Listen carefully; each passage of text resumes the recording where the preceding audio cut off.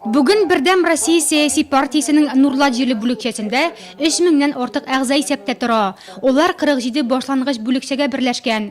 Партия проектлары иҗтимагый тормышның төрле өлкәләренә, мәдәният, мәгариф, сәламәтлек саклауга, муниципаль берәмлекләрне төзекләндерүгә юнәлдерелгән.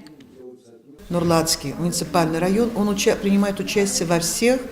Нурлат муниципаль районы республикада эшләп килүче барлык партия проектларында актив катнаша. Шулай ук җирле проектларда шактый. Аларның һәрберсе нәтиҗәле.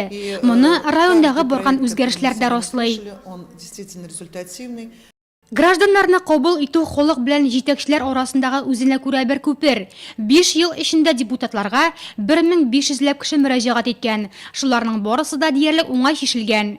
Бу саннар Бердәм Россия сәяси партиясе Нурлат җирле бүлекчәсенең 23-нче конференция барышында башкарылган эшләргә йомгак ясалганда игълан ителде.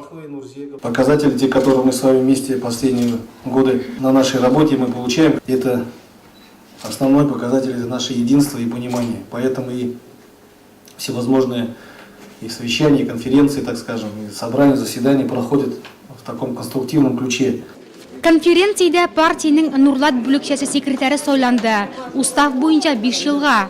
Шул дәврдә партия җирле бүлекчәсе белән Рауль Кузюров җитәкчелек итәчәк. Шулай ук сәяси совет, җирле контроль комиссиясе һәм Татарстан төбәк бүлекчәсе конференциясенә делегатлар исемнәре дә билгеле булды.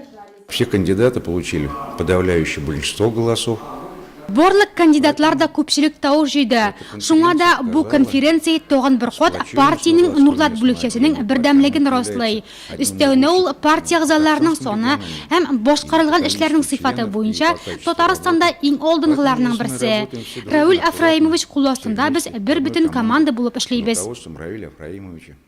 Конференция эшенә башлангыч бүлекчә секретарьләренә партия тормышында актив катнашулары өчен бүләкләр тапшыру һәм яңа әгъзаларга партия билетлары тарату белән нокта куелды.